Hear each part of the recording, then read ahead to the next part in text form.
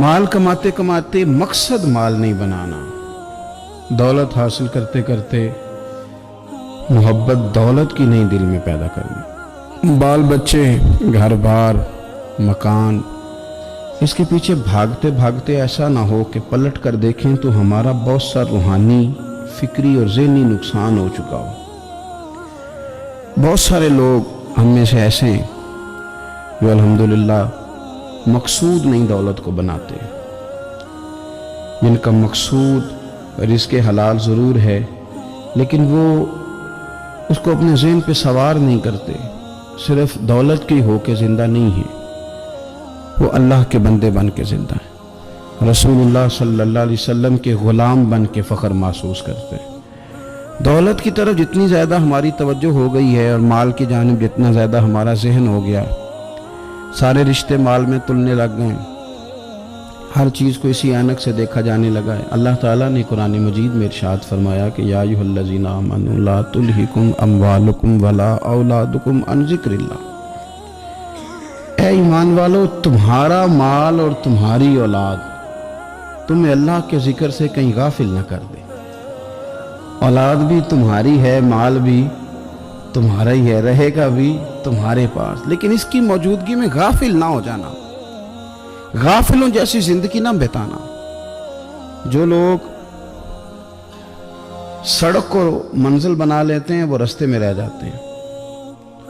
سڑک جو ہوتی ہے وہ راستہ ہوتی ہے، منزل نہیں ہوتی۔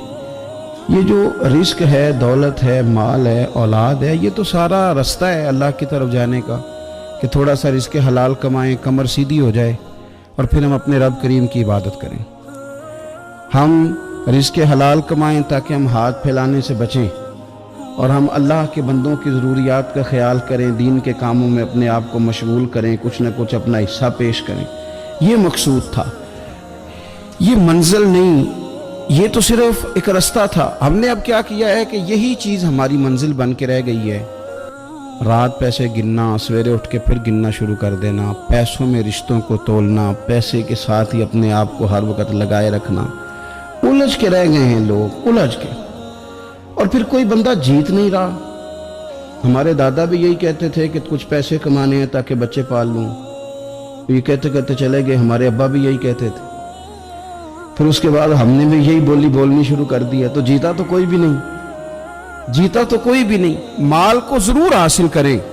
حضرت بہاءالحق نقشبند بخاری رحمۃ اللہ علیہ فرماتے، میں نے مینا کے میدان میں ایک نوجوان دیکھا جو لاکھوں کا کاروبار کر رہا تھا، لاکھوں کا، دیناروں کا کاروبار کرتا تھا، سونے چاندی ہیرے جواہرات کا کام کرتا تھا، لیکن فرماتے میں نے اس کے دل پہ نظر ڈالی، لاکھوں کا کام کرتا تھا پر اس کا دل ایک منٹ کے لیے بھی اپنے رب کی یاد سے غافل نہیں تھا۔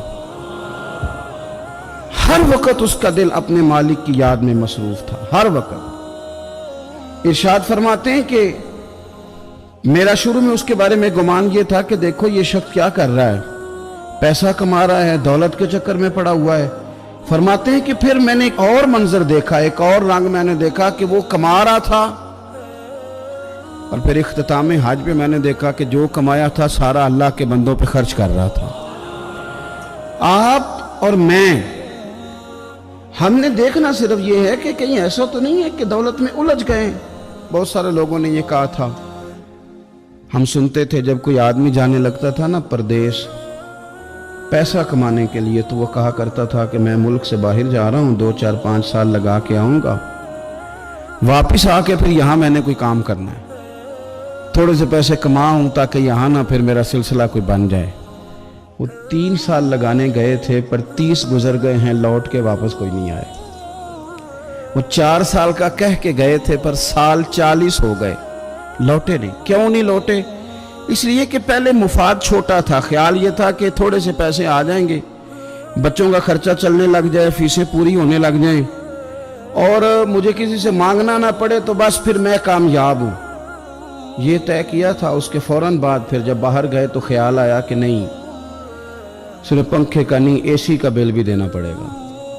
پھر تھوڑا اور آگے بڑھے تو خیال آیا کہ چھوٹی گاڑی پہ گزارا نہیں ہوتا، بڑی گاڑی نہ لے لیں۔ پھر خیال آیا کہ بڑی گاڑی لی ہے تو یہ تو اندر کھڑی نہیں ہوتی، सामने वाला प्लाट मिल जाए तो जरा गिराज अच्छा बन जाएगा। फिर उलझते उलझते उलझ गए दोस्तों।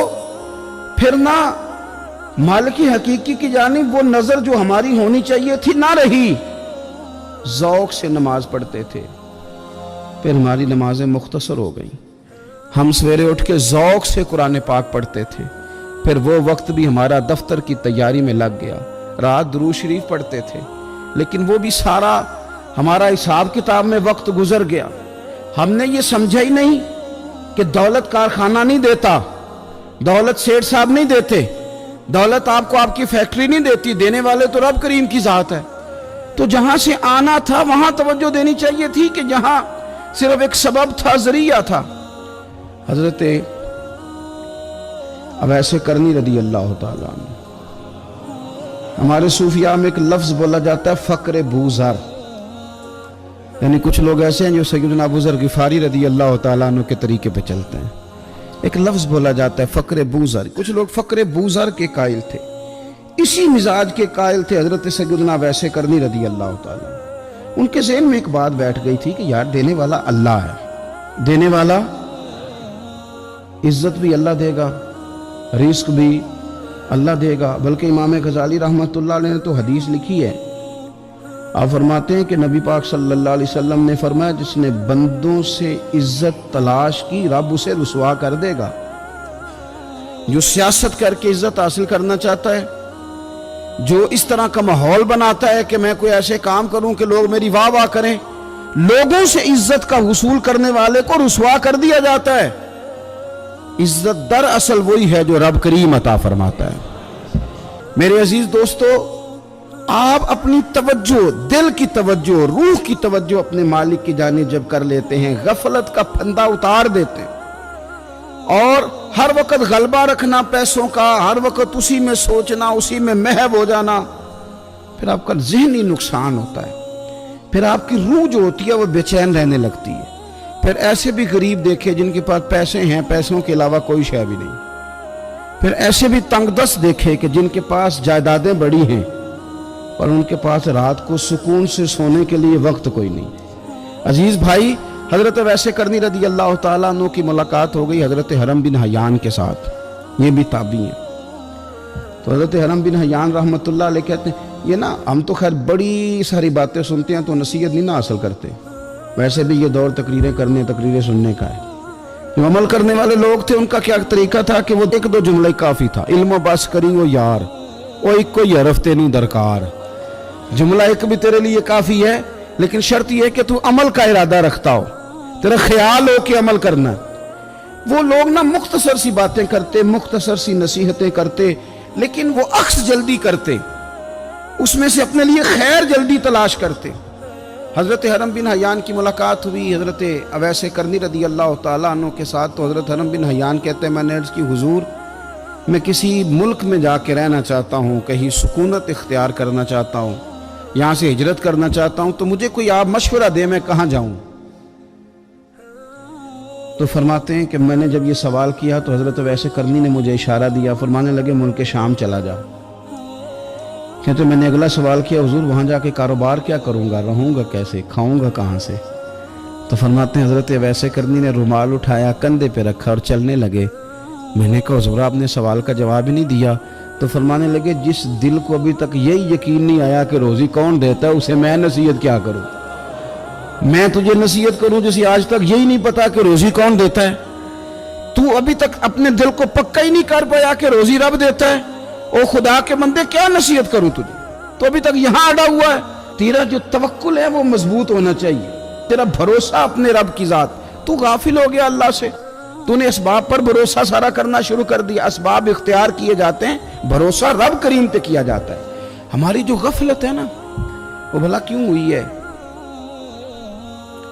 वो इसलिए हुई है कि पैसे किसी को भी बुरे नहीं लगते। पता नहीं इनमें क्या कशिश है। ये ना आप किसी जगह भी इनका नाम ले लेते हैं, ये किसी जगह भी आ जाते हैं तो ये बुरे लगते ही नहीं। ये जनाब बड़ी बड़ी फ़कीरी का दावा करने वाले और लोगों को तरीक़त और तसव्वुफ़ का दर्स देने वाले, उनको भी अच्छे लगते हैं।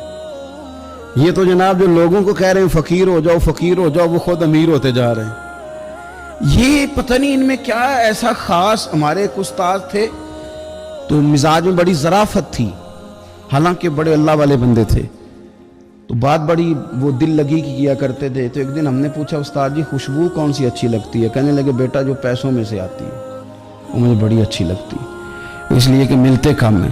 ہمارا نا جب اس طرح کا ذوق بن جاتا ہے نا، آپ مزاج بنا لیتے ہیں پیسوں کا. لوگ سمجھتے ہیں کہ غریبی کا ڈر شاید زیادہ ڈر ہے، لیکن کبھی آپ دروازہ رسول پہ جائیں نا تو حضور نے تو کوئی اور ڈر بیان کیا ہے. حضرت ابو عبیدہ بن جراح رضی اللہ تعالیٰ عنہ بحرین سے نا مال لے کے آئے بہت سارا.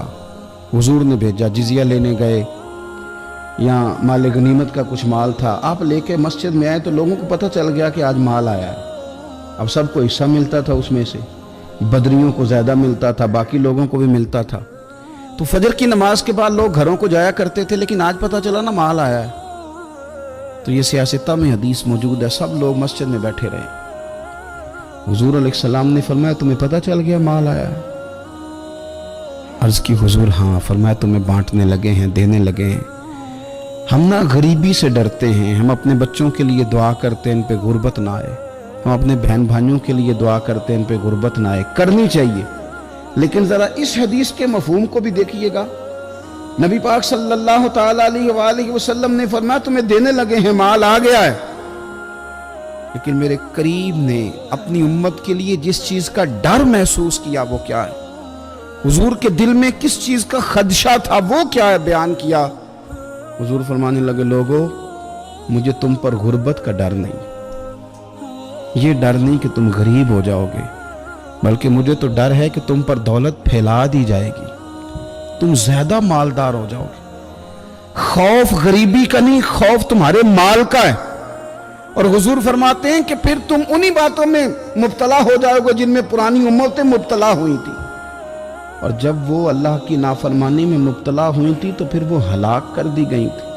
مجھے ڈر ہے، مجھے ڈر ہے. ہاں جہاں دولت آتی ہے وہاں سستی بھی آتی ہے، جہاں دولت آتی ہے وہاں معاذ اللہ عیاشی بھی آتی ہے، جہاں دولت زیادہ آ جاتی ہے وہاں پھر لوگ ہر چیز کو دولت میں تولنے لگتے ہیں. جہاں دولت زیادہ آتی ہے میرے بھائی پھر لوگ سمجھتے ہیں کہ ہر چیز میں خرید لوں گا، پھر لوگوں کے ذہنوں کے اندر اس طرح کا فطور آتا ہے. حضور نے فرمایا مجھے ڈر ہے تمہارے دولت مند ہونے کا، ڈر ہے دولت مند ہونے کا. یارو اپنے پیسوں سے ڈرا کرو، اپنی جائیدادوں سے ڈرا کرو، اپنے مال سے ڈرا کرو. وہ ہم نے جو بڑے بڑے محلات تعمیر کرنے شروع کیے ان سے ڈرا کرو.